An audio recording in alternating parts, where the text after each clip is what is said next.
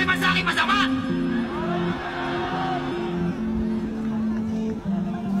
Ang pakikiramay nyo ay pagpapatuloy ng kalayaan ng Pilipinas sa korupsyon! Pababain! Tanggalin! At pagbayarin